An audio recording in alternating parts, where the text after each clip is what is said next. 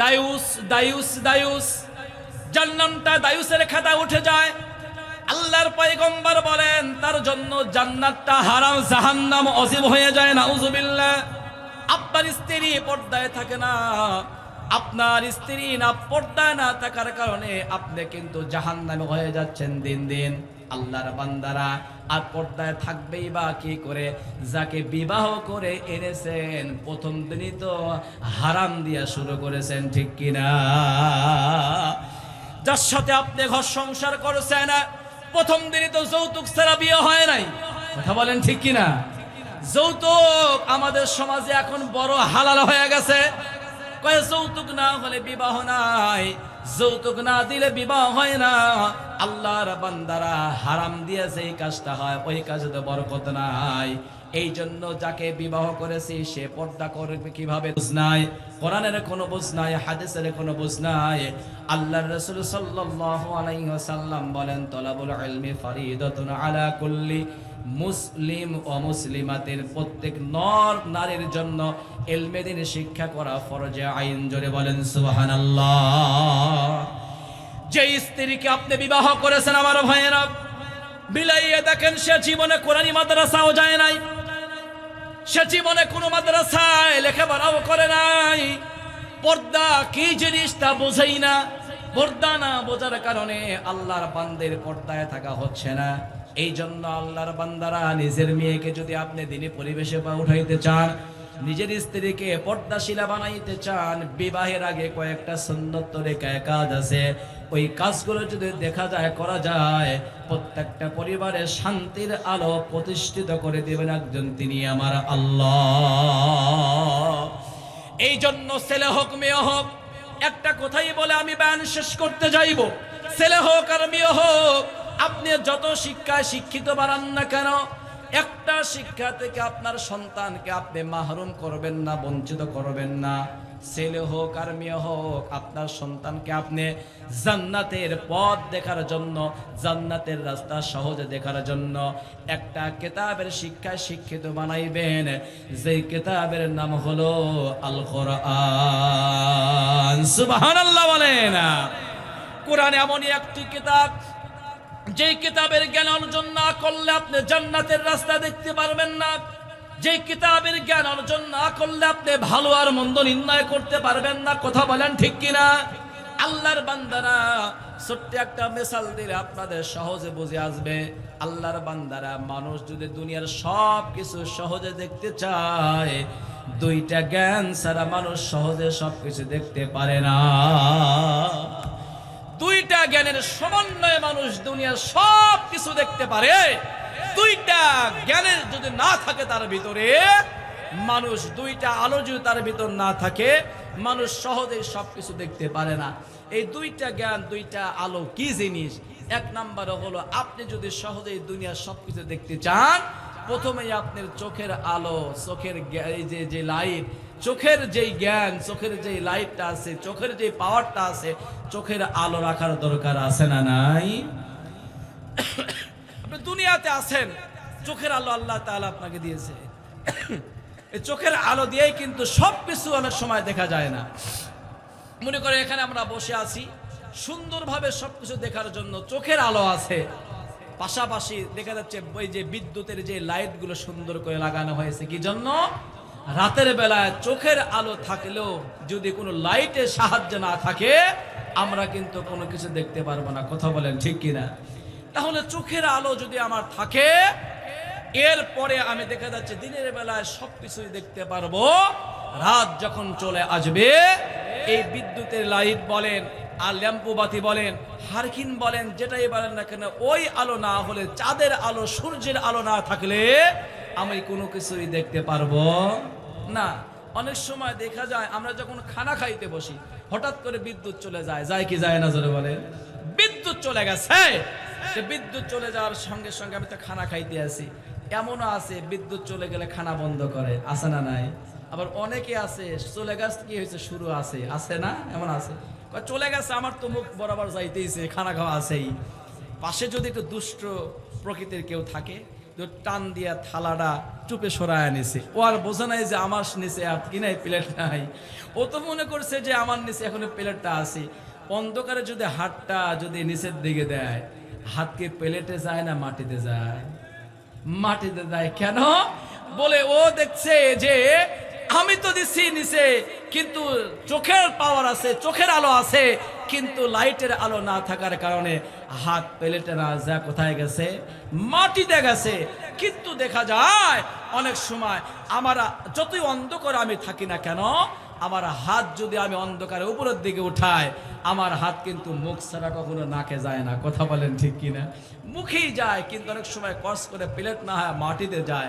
আমার ভাইয়েরা, দুনিয়া যদি আপনি সব কিছুই দেখতে চান, চোখের আলোর পাশাপাশি সূর্যের আলো, চন্দ্রের আলো, লাইটের আলো যদি থাকে, তাহলে সব কিছু দেখা সম্ভব। কথা বলেন ঠিক কিনা? আরেকটা আলো আছে, জ্ঞানের আলো। কিসের আলো? জ্ঞানের আলো। জ্ঞানের আলো যদি আমাদের ভিতর না থাকে, তাহলে আমি সহজেই সবকিছু দেখলেও আমি বুঝতে পারবো না। আমি উদাহরণ দিয়ে বলি, এই যে ব্যানারটা বানানো হয়েছে, যদি আপনার ভিতরে জ্ঞানের আলো না থাকে, তাহলে কোথায় আছে ডক্টর খলিলুর রহমান, আপনি কিন্তু পড়তেও পারবেন না, বলতেও পারবেন না কয় নাম্বার সিরিয়ালের কয় নাম্বার বক্তা। মাওলানা জাকারিয়া হোসেন তারাশি, তার নামটা কোথায় আছে, কয় নাম্বারে কয় নাম্বার বক্তা, এটাও কিন্তু আপনি বলতে পারবেন না। কেন? চোখের আলো আছে, কিন্তু বাট আপনার কি নাই? আপনার জ্ঞানের আলো নাই। এজন্যই যে কথাটা বুঝাইতে চাই, চোখের আলো থাকলেও দুনিয়ার সব কিছু দেখতে চাইলে চন্দ্রের আলো লাগবে, সূর্যের আলো লাগবে, লাইটের আলো লাগবে। আপনি যদি পোস্টারে কোথায় ডক্টর খলিলুর রহমান লেখা আছে, মাওলানা জাকারিয়া হোসেন তারাশি লেখা আছে, এটা দেখতে চাইলে আপনার ভিতরে জ্ঞান থাকা দরকার। আপনি জ্ঞান থাকলেই সব কিছু দেখতে পারবেন, তাছাড়া দেখতে পারবেন না। ও দোস্ত, আমি আপনাদেরকে বলতে চাই, আপনি যদি জান্নাতের রাস্তা দেখতে চান, জান্নাতে হতে চান, জান্নাতের মেহমান হতে চান, আপনার ভিতরে চোখের আলোর পাশাপাশি এমন একটা জ্ঞান থাকা লাগবে, যে জ্ঞানটার নাম হলো দা হোলি কোরআন, দা হোলি কোরআন, দা হোলি কোরআন। চিল্লায়ে জোরে বলেন সুবহানাল্লাহ। আপনার ভিতরে যদি কোরআনের জ্ঞান না থাকে, আপনি কখনো কোনোভাবেই জান্নাতের পথের প্রতীক আপনি হতে পারবেন না। এজন্য নিজের আপন সন্তানগুলোকে মাদ্রাসামুখী বানায় দেন, মাদ্রাসার ছাত্র ছাত্রী বানায় দেন। এমনটাও হতে পারে ওদের কারণে আল্লাহ তাআলা আপনার আমার নাজাতের একটা ওসিলা বানায় দিবে। জোরে বলেন আমিন। মুসলমান ভাইরা, আমার শেষ কথা হলো, কোরআনকে যদি মুহাব্বত করা যায় আর ভালোবাসা যায়, এই কোরআন কিন্তু আমাকে আপনাকে ভুলবে না, এই কোরআন কিন্তু আমাকে আপনাকে ছাড়বেও না। ওই দিকে যাওয়ার আগে একটা মিনিট কথা বলে বান আমি ঈদে টানবো। আল্লাহর বান্দারা, এই কোরআনকে মহাব্বত করতে চাইলে এমন একটা প্রতিষ্ঠানের সাথে আমাকে আপনাকে সম্পর্ক রাখা লাগবে, এমন একটা প্রতিষ্ঠানের সাথে আমাকে আপনাকে দিলটা লাগাইতে হবে, যেই প্রতিষ্ঠানটা হলো মদিনাওয়ালা। এই প্রতিষ্ঠানের সাথে কি জন্য আপনি সম্পর্ক লাগাইবেন, কি জন্য সম্পর্ক রাখবেন, খেয়াল করবেন। এই মাদ্রাসার ভিতরে সকাল সন্ধ্যা, শুধু তাই নয়, গভীর রাত্রেও কিন্তু এই মাদ্রাসার ভিতরে আল্লাহর কোরআন তেলাওয়াত হয়। আওয়াজ করে কথা বলেন ঠিক কিনা? আল্লাহর বান্দারা, আমি আপনাদেরকে বুঝাইবো কেমনে, ওই রকম জ্ঞান তো আমার নাই। শুধু একটা কথাই শেষ বেলায় বইলা যায়, 30-40-50 বছর বয়স হয়ে গেল, এখন পর্যন্ত আপনি কোরআনটা তেলাওয়াত করতে পারেন না। আল্লাহ তাআলার কাছে কিভাবে আপনি জবাব দিয়ে দিবেন? আল্লাহর বান্দার নবীজি বলেছেন, কোরআনের হক হলো প্রতি বছরে কমপক্ষে 2টা করে খতম করা। বছরে আমার আপনার জন্য, সবার জন্য কোরআনকে 2বার করে খতম করা। এমন মানুষ আমার সামনে বসে আছেন, কোরআন পড়তেই পারেন না, ধরেন না, পড়েন না, 2 খতম আবার কিসের? এই জন্য শেষ কথা হলো, মেসেজ হলো, আজকের থেকে নিয়াত করেন, আল্লাহ তোমার কোরআন শিখতে চাই, বৃদ্ধ বয়সে আমি মাদ্রাসায় ভর্তি হয়ে যাব, বৃদ্ধ বয়সে আমি তলবে ইলম হয়ে যাব, তলেবুল ইলম হয়ে যাব। আল্লাহর রাসূলের হাদিসের কথা, মান সালাকা তরিকায়ে ইলতামিসু ফীহি ইলমান সাহাদাল্লাহু লাহু বিহি তরিকান ইলাল জান্নাহ। আল্লাহর রাসূল বলেন, ইলমে দ্বীন শেখার জন্য আল্লাহর যেই বান্দা রাস্তায় বের হয়ে যায়, আমার আল্লাহ তার জন্য জান্নাতের রাস্তা সহজ বানায়া দেয়। এই জন্য আমার অনেক মায়েরা আছেন, বোনেরা আছেন, বাবারা আছেন, এখন পর্যন্ত কোরআনটা পড়তে পারেন না। কোরআনের মাদ্রাসার ছাত্র হয়ে যাবেন, ছাত্রী হয়ে যাবেন, আর নিয়ত করবেন, আল্লাহ আজকের থেকে নিয়ত করলাম মৃত্যু পর্যন্ত, যেদিন আমার মৃত্যু এসে যাবে, আমি যেন ওই দিনও কোরআনের উপর থাকতে পারি, কোরআন তেলাওয়াত করতেই পারি। কোরআন না শিখাইয়া আল্লাহ তুমি আমাকে কবর নিও না, কবরে নিও না। আল্লাহর বান্দারা, কোরআন কি জন্য আপনি শিখবেন, কোরআন কি জন্য আপনি পড়বেন, কোরআন কি জন্য আপনি মহাব্বত করবেন? আল্লাহর বান্দারা, একটা কথাই বলবো, সেটা হলো যেদিন আমিও মারা যাইব, আপনিও মারা যাইবেন, দুনিয়ায় কেউ আমি আর আপনি থাকতে পারবো না। এখন একটু চক্ষু বন্ধ কইরা যদি একটাবার ভাবেন, এই তারাস উত্তর অবদা থেকে কত মানুষ বিদায় নিয়ে চলে গেছে, কত মানুষ ছিল তারা আর আজকে দুনিয়ার জমিনে নাই, কত টাকাওয়ালা ছিল তারাও তো বিদায় নিয়ে চলে গেছে, কত সুন্দর মানুষ বিদায় নিয়ে কবর জগতের মধ্যে ঘুমাইয়া আছে। ভাদাস কবরে প্রতি জুমার দিন আমি দোয়া করি আমার ভাইয়েরা, কত টাকাওয়ালার কথা মনে পড়ে যায়, কত মানুষের চেহারাগুলো মনে পড়ে যায়। রাস্তা রাস্তায় আছে, গ্রাম গ্রামে আছে, কিন্তু মানুষগুলো আজকে নাই। কি অবস্থায় কবরে আছে আল্লাহ তাআলাই ভালো জানে। আল্লাহর বান্দারা কোরআনকে কি জন্য মহাব্বত করবেন, শেষ কথা গভীর মনোযোগ দিয়ে শুনবেন। কোরআনকে মহাব্বত করলে লাভটা কি হবে? কোরআন আপনার জন্য কত বড় সুপারিশকারী হয়ে যাবে।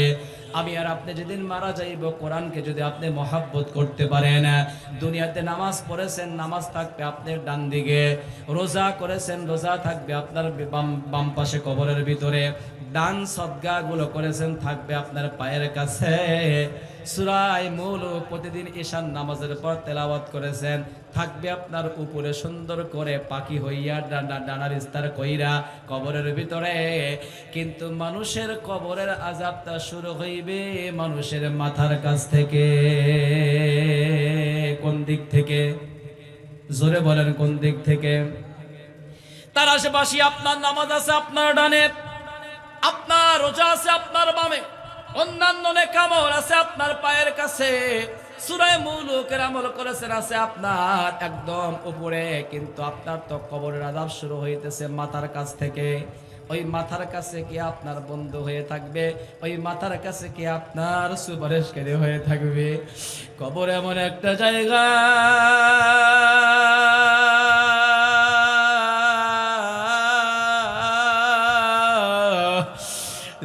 কবরে মা যাবে না, বাবা যাবে না, সন্তান যাবে না, স্ত্রী যাবে না, বন্ধু বান্ধব কেউ যাবে না। যারা স্বীকার করলেও আল্লাহ ছাড়া কেউ বন্ধু হবে না। ওই মাটির কবরের ভিতরে মাথার কাছে বন্ধু হয়ে থাকবে দাহলি কোরআন, কোরআন, কোরআন। আল্লাহু আকবার। মাথার কাছে বন্ধু হয়ে থাকবে কোরআন। আমি আপনি মনে করছি কাগজের কোরআন, না রে ভাই না। কবরের ভিতরে যখন আপনি মুসিবতের মধ্যে আছে, ওই কবরের কাছে মাথার কাছে গিয়ে কোরআন দ্বারা বলবে, যা যা এই দিক থেকে হবে না, ওই দিকে চলিয়া যা। যখন ডানে আছে নামাজ, বামে আছে রোজা, পায়ের কাছে অন্যান্য কামল, মা এই যে উপরে একটা আছে বন্ধু, সেরো সূরা মুলুক। আল্লাহর নবী বলেন, উম্মতেরা প্রতিদিন এশার নামাজের পরে বিছানায় ঘুমানোর আগ মুহূর্তে কোরআন হাকিমের হাফিজে কোরআন শরীফের 29 নম্বর পারা, 29 নম্বর পারায় মাত্র 30 আয়াত বিশিষ্ট একটা সূরা আছে, যেই সূরার নাম হলো সূরা মুলুক। ওই সূরা মুলুক পড়ে পড়ে তোমরা ঘুমাইবা।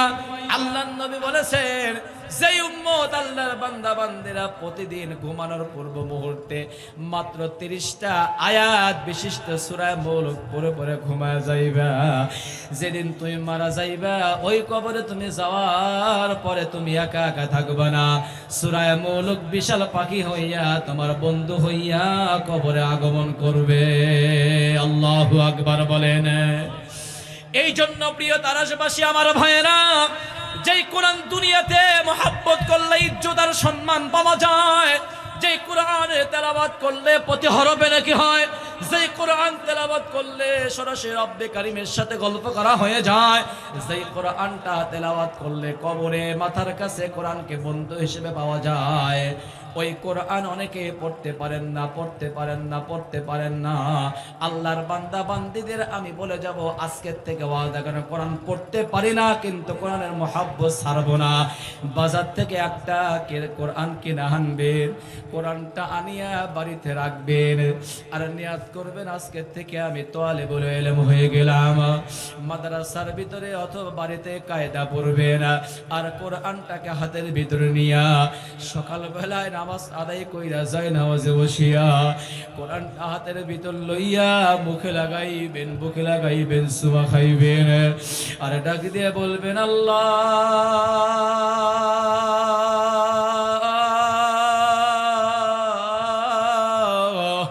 আস্তে আস্তে দেখতে দেখতে গায়ের চামড়া গুলো ঢিলা হয়ে গেল, মুখের দাঁতগুলো পইরা আস্তে আস্তে আমি দুর্বল হয়ে যাই, আমার গায়ের চামড়া গুলো ঢিলা হয়ে যায়, মাথার চুলগুলো সাদা হইয়া যায়, না জানি কোন দিন মারা যাইব।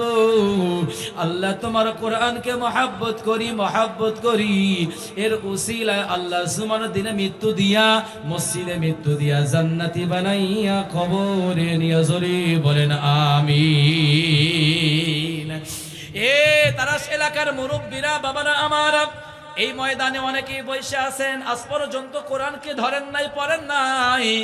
এই মাদ্রাসার জন্য আমি জানি, যদিও আলহামদুলিল্লাহ মহিলা মাদ্রাসা, আমার মুফতি সাহেবের মাঝে মধ্যে খবর লে অনেক গরিব ছাত্রীরা এখানে লেখাপড়া করে, অনেকের আব্বা আছে মা নাই, অনেকের মা আছে বাবা নাই, আবার অনেকে আছে দেখা গেছে নানা নানের বাড়ি থেকে লেখাপড়া করে, কিছু টাকা খরচ দেবে তাও পারে না।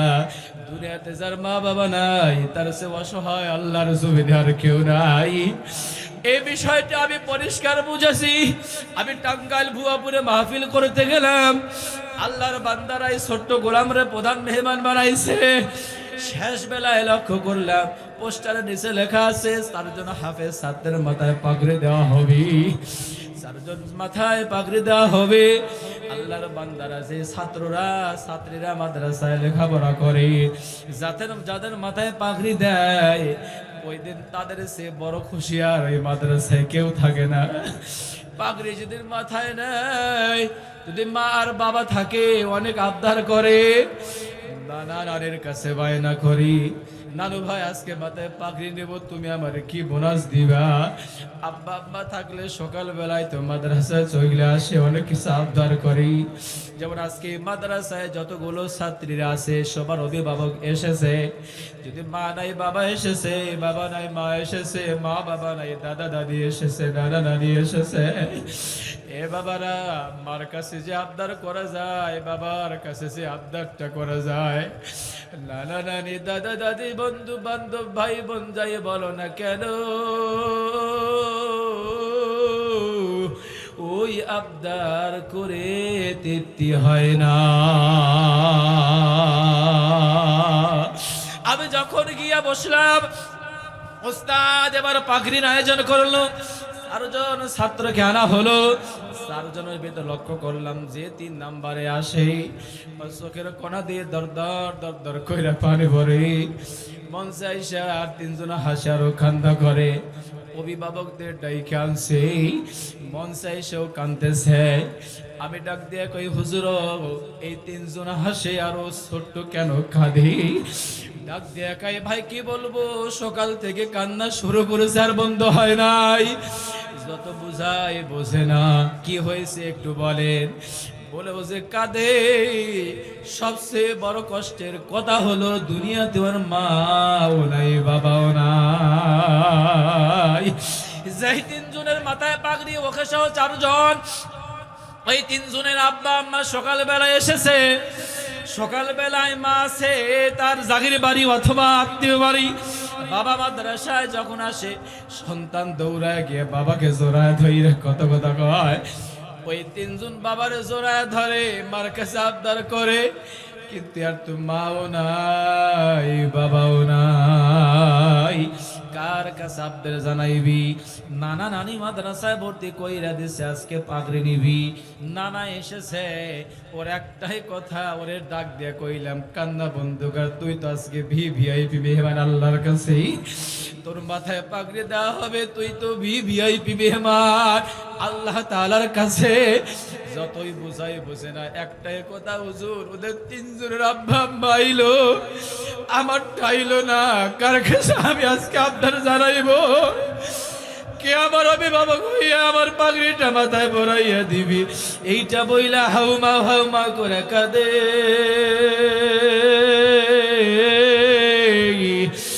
এ বাবারা, টান দিয়া বুকের সাথে লইয়া কানে কানে কইলাম, এ তুইও তুই থিম আমিও তুই থি। আল্লাহ যারা ভালোবাসে তারা নাকি আমার আল্লাহ দুনিয়াতে ইজ্জত আর সম্মান দেয়। এ হাফেজ কোরআন, আমার নবী ছিল ইতিম রে, আমার নবীর ইতিমের দিকে তাকাইয়া মুস্কি হাসি দিয়া মাথায় পাগড়ি নিয়া নেই।